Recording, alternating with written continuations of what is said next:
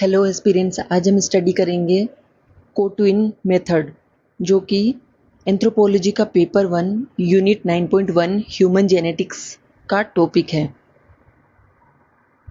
Okay, सो सबसे पहले हम ये देख लेते हैं कोट्विन क्या होते हैं। तो इसको आप समझ सकते हो कि जैसे कि दो जुड़वा बच्चे हैं तो उनका नाम है राम और श्याम। तो राम का कोट्विन कौन हो गया? श्याम। एंड श्याम का कोट्विन कौन हो गया? Ram. Okay, I think you got it. And cotwin method क्या होता है? तो इसका यूज किया जाता है basically to estimate the role of heredity and environment. इसका मतलब ये है कि किसी भी बच्चे में, किसी भी इंसान में अगर कोई कैरेक्टरिस्टिक डेवलप हो रहा है, कोई भी लक्षण डेवलप हो रहा है, इंटेलिजेंस, बिहेवियर, उसका जो ओवरऑल डेवलपमेंट है, उसमें जीन का कितना रोल है और इन्वायरमेंट का कितना रोल है, ये एस्टिमेट करने के लिए हम यूज़ करते हैं कोट्विन मेथड।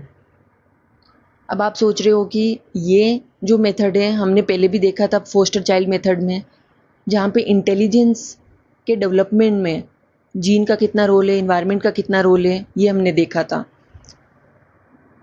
आप बिल्कुल सही सोच रहे हैं, क्योंकि हर एक मेथड की अपनी लिमिटेशंस होती है। तो बहुत सारे मेथड्स यूज़ किए जाते हैं सेम ही स्टडी के लिए, और फिर उन कंक्लूजन से ये पता लगाया जाता है कि हेरिडिटी और इन्वायरमेंट का कितना रोल है एक बच्चे के डेवलपमेंट में। ओके, तो कोट्विन स्टडीज़ में बेसिकली क्या किया जाता है कि जो आइडेंटिकल ट्विन्स हैं, या फिर आप बोल सकते हो कि डाइजाइगोटिक ट्विन्स है, इनको लिया जाता है, इन पे स्टडी की जाती है, और ये देखा जाता है कि कंक्लूजन के बेसिस पे, आउटकम्स के बेसिस पे, कि इन्वायरमेंट का और जीन का कितना रोल है किसी भी ट्रेट के डेवलपमेंट में। ओके, मोनोजाइगोटिक और डाइजाइगोटिक ट्विन्स क्या होते हैं ये हमने पहले भी देखा था। एक बार फिर से रिकॉल कर लेते हैं कि मोनोजाइगोटिक या फिर आइडेंटिकल ट्विन्स क्या होते हैं कि जो सेम ही जाइगोट से बने होते हैं। इसमें क्या होता है, 1 एग और 1 स्पर्म के मिलने से एक जाइगोट बनता है, और उस जाइगोट के स्प्लिट होने से मोनोजाइगोटिक या आइडेंटिकल ट्विन्स बनते हैं। फॉर एग्जाम्पल, एक पेंसिल है, उसको आपने बीच में से तोड़ दिया तो उससे 2 पेंसिल बन गई, लेकिन ये जो दोनों पेंसिल है वो क्या है, एक दूसरे के प्रति आइडेंटिकल है, बहुत ही सिमिलर है, सेम दिख रही है, क्योंकि ये एक ही पेंसिल के स्प्लिट होने से बनी है। वैसे ही मोनोजाइगोटिक ट्विन्स भी एक ही जाइगोट के स्प्लिट होने से बनते हैं, इसीलिए वो आइडेंटिकल दिखते हैं, और उनका जो जेनेटिक मटेरियल है वो भी सिमिलर सा होता है। और डाइजाइगोटिक ट्विन्स जो हैं वो बेसिकली 2 एग्स एंड 2 स्पर्म्स के मिलने से बनते हैं, 2 जाइगोट बनते हैं अलग अलग, और उन 2 जाइगोट से फिर बच्चे बनते हैं। दैट मीन्स आप समझ सकते हो उसको कि 2 अलग अलग कंपनीज की पेंसिल हैं, तो वो जो है वो एग्जैक्टली सेम तो है नहीं, उनका जो कलर है, टेक्सचर है, वो डिफरेंट है, लेकिन हाँ 50% उनमें सिमिलैरिटी है कि उनका फंक्शन जो है वो सेम है, कहीं ना कहीं जो कंपोजिशन है वो भी सिमिलर सा है, तो 50% आपको सिमिलैरिटी दिखेगी। वेल, कोट्विन मेथड को हम समझ लेते हैं एक केस स्टडी से। ये जो एक स्टेयर क्लाइंबिंग एक्सपेरिमेंट है ये कंडक्ट किया था आर्नोल्ड गेजल ने 1920s एंड 30s में। इस एक्सपेरिमेंट में उन्होंने क्या किया, आइडेंटिकल ट्विन्स लिए और एक ट्विन को उन्होंने काफ़ी लंबे समय तक ट्रेन किया। फॉर एग्जांपल 2 महीने तक उन्होंने ट्रेन किया एक बच्चे को सीढ़ियाँ चढ़ने के लिए, ताकि उसकी जो स्पीड है वो फास्टर हो सके। फिर 2 महीने बाद उन्होंने दोनों बच्चों को बुलाया और उनको बोला सीढ़ियाँ चढ़ने के लिए। तो जो जिस बच्चे को उन्होंने ट्रेन किया था तो ऑफ कोर्स वो, उसको कम टाइम लगा सीढ़ियाँ चढ़ने में, और जो दूसरा बच्चा है अनट्रेंड, उसको ज़्यादा टाइम लगा सीढ़ियाँ चढ़ने में। तो इस आउटकम के बेसिस पे क्या हुआ कि उन्होंने फिर सेकंड स्टेप लिया। उन्होंने क्या किया कि जो अनट्रेंड बच्चा है उसको उन्होंने ट्रेनिंग दी, लेकिन शॉर्ट पीरियड ऑफ टाइम के लिए। फॉर एग्जांपल, पहले बच्चे को उन्होंने 2 महीने के लिए ट्रेनिंग दी और इस बच्चे को उन्होंने बहुत ही कम, फॉर एग्जांपल 2 वीक के लिए ट्रेनिंग दी, ठीक है। और उसके बाद 2 वीक के बाद उन्होंने बोला ट्रेंड और अनट्रेंड बच्चों को कि आप सीढ़ियाँ चढ़ो। तो अब इस बार क्या हुआ कि जो आउटकम है वो डिफरेंट निकला।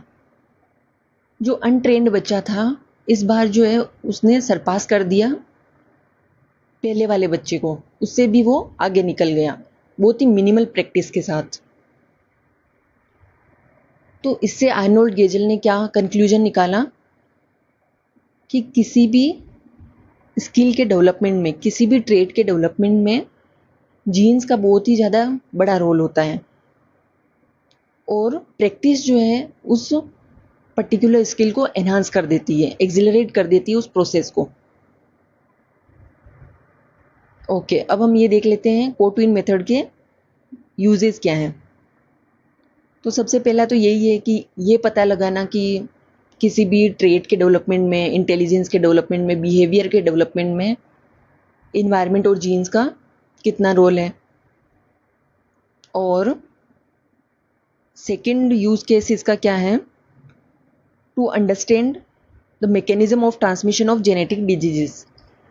जैसे कोई फैमिली है, एक फैमिली में कोई जेनेटिक डिसऑर्डर चलता आ रहा है, तो अब उस फैमिली के जो आइडेंटिकल ट्विन्स हैं उनको देखा जाएगा कि उन दोनों में क्या ये जेनेटिक डिजीज़ हुई है या नहीं। तो उसके बेसिस पे कंक्लूजन निकालेंगे कि जीन का रोल है या नहीं, या फिर उनको डिफरेंट इन्वायरमेंट में रख के देखेंगे कि उस इन्वायरमेंट के चेंज होने से उनके डिजीज़ पे क्या इफ़ेक्ट हुआ है। ओके, नाउ थर्ड पॉइंट है to understand the behaviour genetics. Behavioural genetics basically क्या होता है कि एक ऐसी स्टडी जहाँ पे ये देखा जाता है कि जीन और इन्वायरमेंट का इन्फ्लुएंस किसी भी कैरेक्टर के डेवलपमेंट में कितना है, किसी भी इंसान के बिहेवियर में जीन और इन्वायरमेंट का कितना रोल है, that is behaviour genetics. Now fourth one है to understand the treatment response. For example identical twins लेंगे या फिर डाइजाइगोटिक ट्विंस और उन पे स्टडी करेंगे। जैसे फॉर एग्जांपल उनको कोई डिजीज़ है तो उस पर ट्रीटमेंट करके ये देखेंगे कि उन दोनों का जो रिस्पॉन्स है उस ट्रीटमेंट के लिए वो क्या सिमिलर सा है या फिर अलग है। तो उसके बेसिस पे फिर ये लोग कंक्लूजन निकालेंगे कि जीन का रोल है या फिर इन्वायरमेंट का रोल है। ओके, अब हम देख लेते हैं लिमिटेशंस ऑफ कोटविन मेथड। तो इसमें पहला जो लिमिटेशन है वो ये है कि कोटविन मेथड से आप ये तो बता सकते हो कि जीन का रोल है, इन्वायरमेंट का रोल है, लेकिन आप ये पिन पॉइंट नहीं कर सकते हैं कि कौन सी जीन कहाँ पे लोकेटेड है, कौन सी जीन कौन से बिहेवियर के लिए रिस्पॉन्सिबल है और कौन सी जीन कौन से स्पेसिफिक ट्रेड्स के लिए रिस्पॉन्सिबल है और वो कहाँ पे लोकेटेड है। वैसे भी इन्वायरमेंट के डिफरेंट डिफरेंट कंपोनेंट्स होते हैं। फॉर एग्जांपल न्यूट्रिशन हो गया, लाइफस्टाइल हो गया, पेरेंटल केयर हो गया। तो इन सब का कितना रोल है, कितना परसेंटेज रोल है, वो हमें नहीं पता। सेकंड लिमिटेशन आ जाती है स्मॉल सैंपल साइज। क्योंकि पॉपुलेशन में वैसे भी ट्विंस इतने कम हैं तो वैसे भी जो सैंपल साइज है वो बहुत ही छोटा है। एंड थर्ड वन है कि इन्वायरमेंट और जेनेटिक इन दोनों फैक्टर्स का कितना परसेंटेज रोल है, आप इसको क्वांटिफाई नहीं कर पाते हो कोटविन मेथड को यूज करके। एंड फोर्थ वन है कि हम ये मान लेते हैं कि मोनोजाइगोटिक या आइडेंटिकल ट्विन जो है वो एग्जैक्टली सेम है, बट ऐसा नहीं है, 100% वो सेम नहीं है, कुछ उनमें डिफरेंसेस होते हैं। वो नियरली ऐसा बोला जाता है नियरली 100% उनमें जेनेटिक मटेरियल जो है सेम है, बट उनमें कुछ डिफरेंसेस होते हैं जैसे कि उनके साइज और विगर।